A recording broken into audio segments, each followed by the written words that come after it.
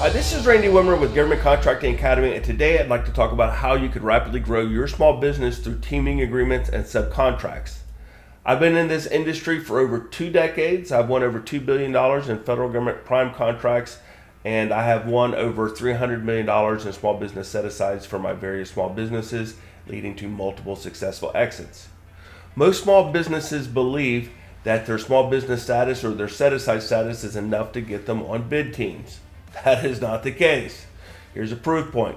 Over 2/3 of federal government agencies fail to meet all of their subcontracting goals. Wow. With literally 100,000 plus small businesses in our federal government contracting industry, they can't find enough small businesses to bring on their bid teams. The numbers, not the issue. There's plenty of us out there. The deal is they need a certain type of small business, ones that can add specific value to their bid, and they can't find enough of them. So let's figure out what kind of value that they specifically need. To do that, we must first understand how proposals are evaluated and scored. Every proposal in the federal government is scored this way. They are scored and given a technical/risk rating for each of the major factors. Simply said, risk is half of your proposal score. Most people don't realize that, but it is. Now, if you're IBM, Northrop Grumman, Lockheed Martin, and you're bidding on something that does not require a small business utilization plan, you don't need to worry about risk. You're IBM. You're one of the most trusted, beloved companies in the world. You know, you've got massive amounts of resources. You've got proven, billion-dollar past performances. Trust me, you got it going on. You are low risk.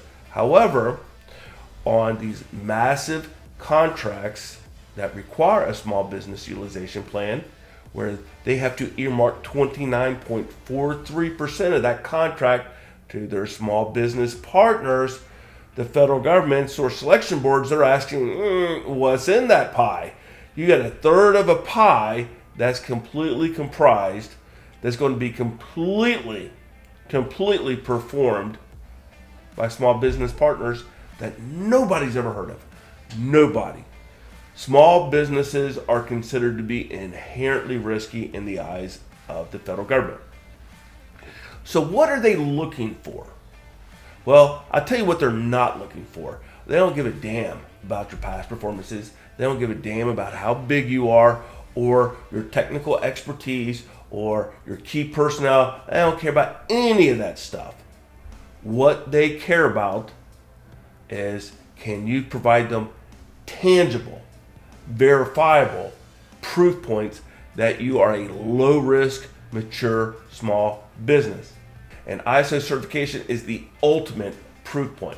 It says that an accredited third party audited your company and found it compliant with the globally accepted best practices, which are the ISO standards for management. And the pillars of this management system includes things like customer service, change management, risk management, and so on. It is the most verifiable, concrete, tangible proof point for corporate maturity and being low risk that you can have. So now the next question is, but how much does it really help you? Well, there's over 100,000 small businesses in the federal government contracting industry. Less than 0.1% of them have 2 or more ISO certifications. Now think about what I just said. Less than 0.1%. For example, if you're a service-disabled veteran-owned small business, you are effectively competing against nearly 19,000 other SDVOSBs to get a spot on IBM's bid team for that multi-billion-dollar contract.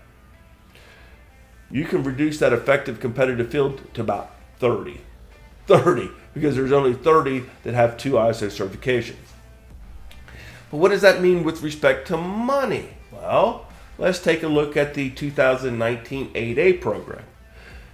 In 2019, there were 6,133 8A companies, and they were awarded $50.7 billion, that is with a B, prime contracts.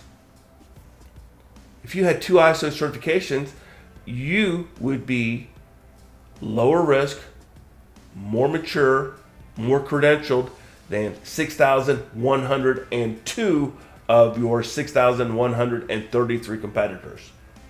That was awarded this massive, massive chunk of the federal government spending pie. That $50.7 billion, it doesn't get peanut buttered across all 8A companies evenly. The overwhelming majority go to the lowest risk, most mature 8A companies.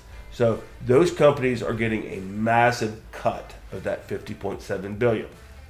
The opportunity is real. These are the federal government agencies that failed to meet their subcontracting goals. They're listed in yellow. These are the different categories.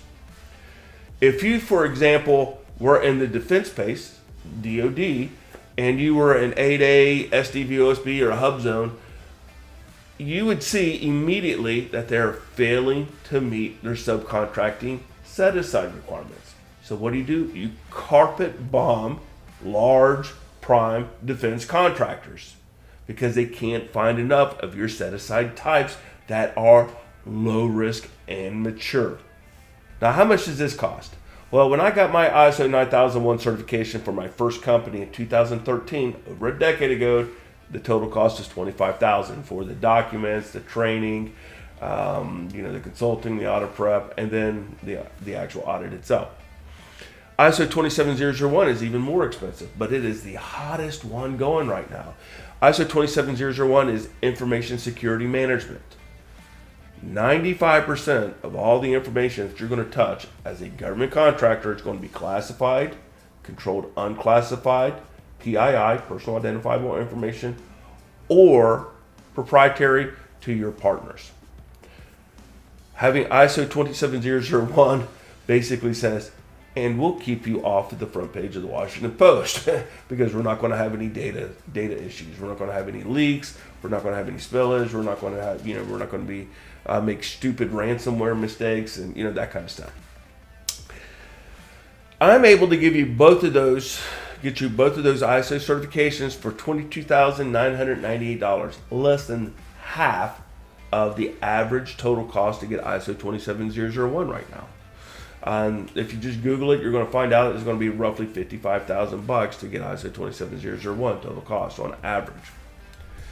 In addition to those two ISO certifications, I want to throw in my free advanced government contracting program. That's a $10,000 value that you're getting for free. It's the fastest growing training program in the government contracting industry. So last year, I had over $1 million in revenue essentially through government contracting with this program. So if you're interested, please email me. If not, if you want to email me, immediately go to gcacampus.com. Check us out a little bit more. Check out our resources, kind of get a feel about what we do and how we do it. And if you'd like to, you can schedule a one-on-one meeting with me through that website. So I hope to hear from you.